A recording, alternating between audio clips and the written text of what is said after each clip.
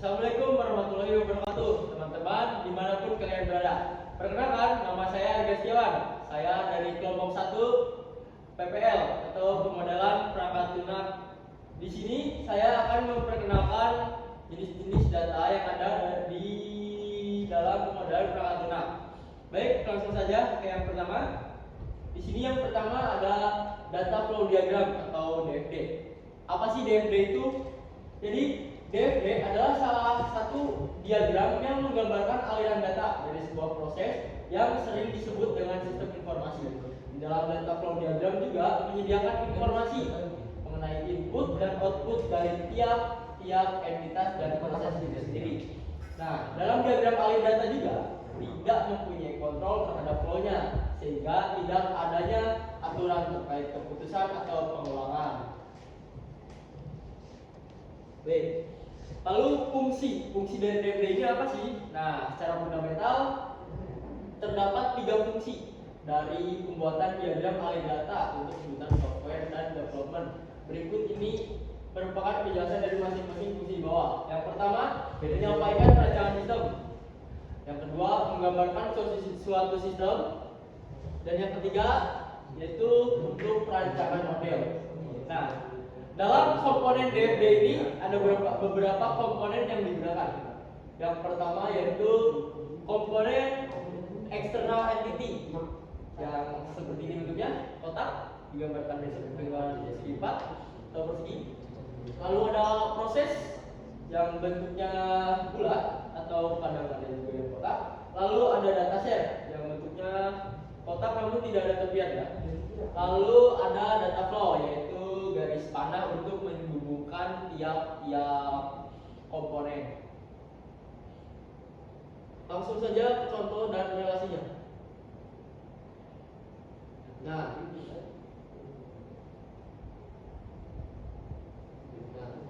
di sini DFD itu terbagi dari beberapa level. Ada level 0, level 1, 2, bahkan seterusnya. Tapi untuk kali ini saya hanya akan menampilkan DFD level 0 dan level 1 saja ya. Nah, di sini terdapat rancangan DFD level 0. Yang pertama dimulai adalah dari admin. Admin memproses pendataan produk customer. Lalu customer mendata pemesanan, lalu diproses, laporan ke admin, lalu kembali lagi. Customer mendapatkan nota tentang pemesanan. Di sini customer melakukan data login, proses pembayaran, lalu diterima notif pada admin, lalu customer mendapatkan nota dari pembayarannya. Baik, lanjut ke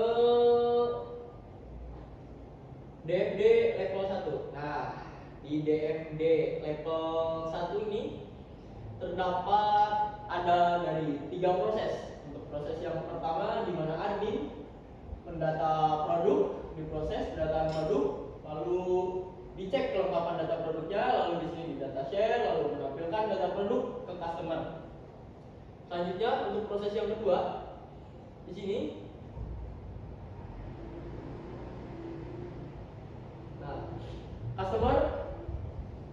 customer memilih produk pada data produk, lalu dikeluarkan di data share, lalu diproses menginput data pesanan, laporan data pemesanan terhadap admin, lalu oleh admin kirimkan diproses kepada customer berbentuk nota total pesanan. Lalu ada proses yang ketiga dari DFD atau proses yang terakhir di sini. Yang pertama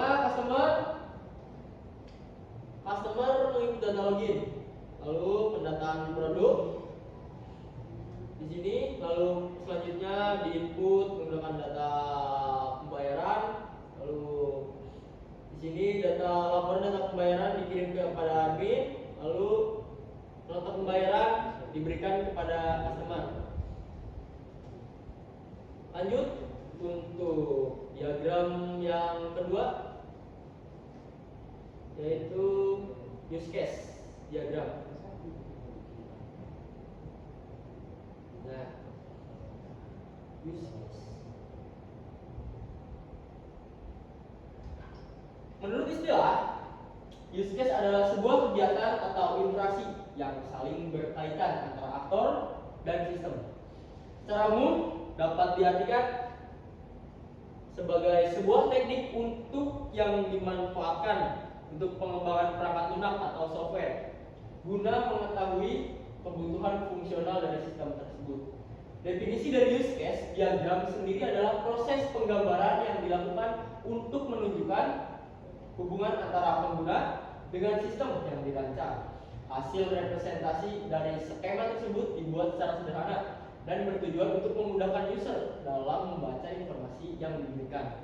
Nah, fungsi dari si use case diagram ini adalah untuk informasi tambahan. Use case termasuk ke dalam UML atau Unified Modeling Language diagram, dan proses pembuatannya sendiri dilakukan sebelum kita masuk pada perancangan konsep DFD atau Data Flow Diagram. Jadi sebelum kita bikin DFD, kita harus bikin si use case-nya dulu ya. Nah, jadi fungsinya itu satu, untuk memperlihatkan urutan aktivitas proses dalam sebuah sistem. Lalu yang kedua, menggambarkan bisnis proses dalam sistem. Sudah, cuma dua. Lalu komponen yang digunakan dalam pembuatan use case diagram ini adalah menggunakan simbol seperti ini untuk kayak misalnya user, kayak admin atau pelanggan. Lalu ada ya ini disebut aktor, lalu ada use case-nya, lalu ada garis asosiasi, lalu ada generalisasi, lalu ada ini include untuk menunjukkan bahwa suatu use case seluruhnya merupakan fungsionalitas dari use case lainnya. Lalu extend menunjukkan bahwa garis yang ada extendnya ini menunjukkan bahwa suatu use case merupakan tambahan fungsional dari use case lainnya jika suatu kondisi terpenuhi. Nah, baik, langsung saja kita lanjut ke contoh relasi dari si use case diagram ini. Di sini pada aktor si admin dapat login, admin dapat mengelola produk. Nah, ketika admin mengelola produk ini, kita adminnya ini sudah ikut, dia bisa tambah produk, hapus produk, ataupun edit produk. Lalu admin juga bisa mengelola stok, mengelola transaksi, update informasi, dan melihat laporan penjualan. Lalu aktor yang kedua adalah customer. Nah, customer ini ngapain aja sih nanti pas lagi kita masuk ke komponennya. Nah, yang diperlukan pertama kali itu ya pasti login, daftarkan akun. Nah, tapi action ya di sini kalau login email verifikasi itu. Lalu customer juga bisa melihat produk, cari produk, nah, melakukan transaksi, masukkan barang ke keranjang, lalu kita check out. Lalu, nah, kalau kita check out udah pasti include dengan validasi pembayaran sama mengkonfirmasi pesanan. Sama nanti customer bisa melihat status pesanan yang sudah dia check out. Nah, lalu aktor yang ketiga adalah pemilik toko. Di sini aktor pemilik toko sama, dia juga harus login. Nah, dia tuh pas lagi nanti di dalam web si tokonya itu, dia bisa melihat data produk, lihat data penjualan. Nah, ketika dia melihat data produk, dia sudah bisa mengunduh laporan produk. Beda dengan admin atau customer, dia tidak bisa. Lalu ketika melihat data penjualan, dia bisa memfilter laporan. Baik, setelah itu, setelah use case, lanjut pada diagram selanjutnya, yaitu activity diagram. Apa sih activity diagram itu, teman-teman? Nah, activity diagram atau diagram aktivitas adalah jenis diagram yang digunakan untuk menggambarkan aliran kerja atau proses dalam suatu sistem. Diagram ini menggambarkan langkah-langkah yang dilakukan dalam aktivitas tersebut serta hubungan antara langkah-langkah tersebut. Nah, dalam si activity diagram ini dia memiliki 3 fungsi. Fungsi yang pertama adalah pemodelan proses. Lalu yang kedua ada analisis dan desain sistem. Dan yang ketiga yaitu pengembangan aplikasi. digunakan pada use case activity diagram ini, yaitu yang pertama ada simbol, namanya ini status awal ya, yang ini. Lalu artinya itu sebuah diagram aktivitas memiliki sebuah status awal. Lalu ada yang bentuknya kotak tapi ada kayak border di sudutnya atau border radius. Itu namanya aktivitas. Aktivitas ini artinya itu buat dilakukan sistem aktivitas, biasanya diawali dengan kata kerja. Lalu ada percabangan, penggabungan join, dan status akhir. Nah, langsung saja kita masuk ke diagram activity-nya. Untuk relasinya seperti ini ya teman-teman. Jadi si pembeli ini kan memilih mode order. Lalu sistem merequest kepada database untuk mengeksekusi. Nah, database eksekusi, sistem mengeluarkan menu order. Sini, pembeli produk. Sistem ya, beli produk, request ke sistem. Lalu database mengeksekusi, menampilkan produk yang diinginkan si pembeli. Lalu pembeli mengisi form order. Di sini sistem menyimpan data yang sudah diisi oleh si pembeli. Nah, di sini ada percabangan. Apakah si pembeli ini akan melakukan transaksi? Jika iya, maka data akan disimpan dalam database. Jika tidak, maka kembali repeat ke menu order. Lanjut. Selanjutnya ada kelas diagram. Nah, kelas diagram. Kelas diagram ini adalah diagram statis dalam UML atau Unified Modeling Language yang secara grafis menunjukkan berbagai komponen sistem. Sebagian besar digunakan oleh pengembang untuk secara jelas menguraikan bagaimana suatu sistem akan terlihat dalam bentuk statis saat membangun sistem. Nah, fungsi utama dari si kelas diagram ini yaitu memvisualisasi struktur sistem, lalu pemodelan sistem, dan pemahaman juga komunikasi. Langsung saja komponen. Nah, untuk komponen utama dari kelas diagram sendiri itu terdiri dari 3 bagian dalam kotak kelas. Nama kelas di bagian atas, lalu atribut atau variabel atau properti di bagian tengah, dan metode atau operasi fungsi di bagian bawah.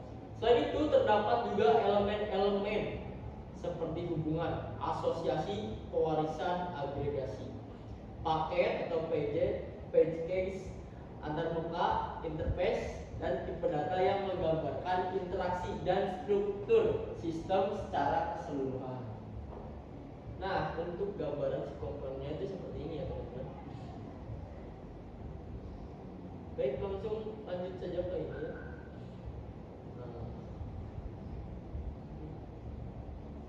Untuk contoh dari kelas diagramnya ini seperti ini ya.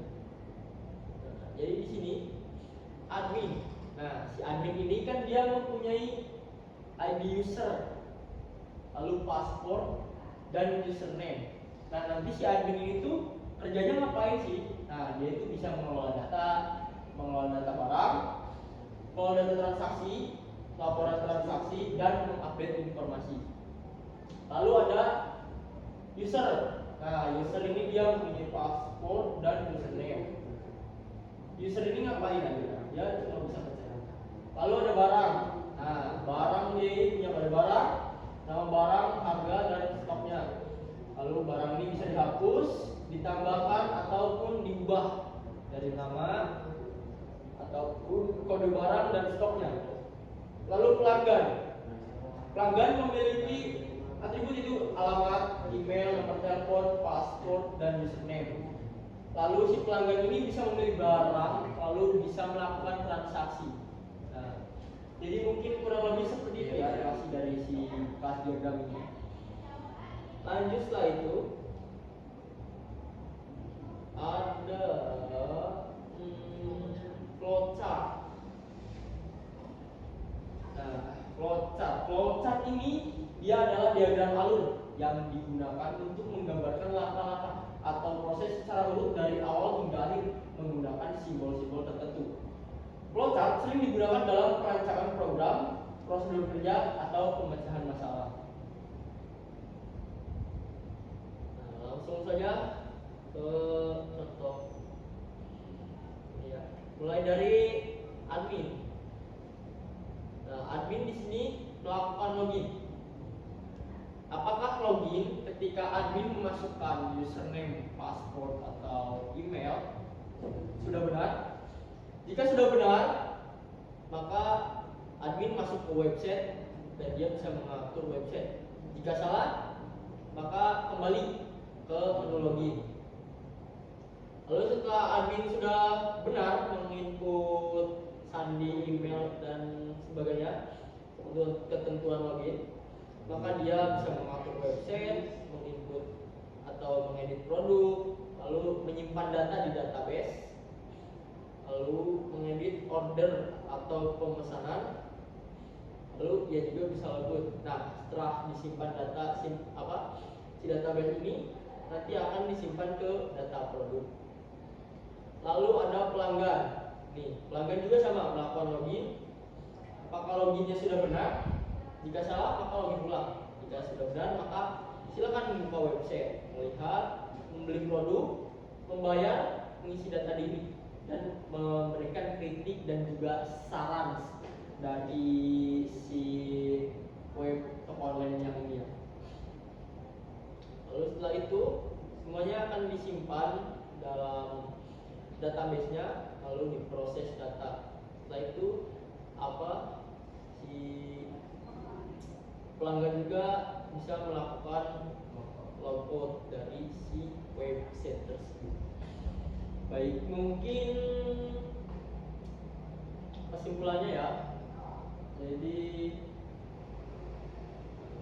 kayak diagram-diagram dalam pemodelan perangkat lunak itu sangat penting ya, karena untuk kayak kita tuh sebelum merancang ke UI atau ke kayak desain bahasa pemrogramannya, kita tuh seharusnya kan buat dulu kayak ini nanti harus bikin use case dulu nih kayak gini biar relasinya tuh jelas dan nggak amburadul nanti modelnya. Nah, mungkin cukup sekian lah ya video singkat dari pengenalan diagram-diagram yang ada dalam pemodelan perangkat lunak ini.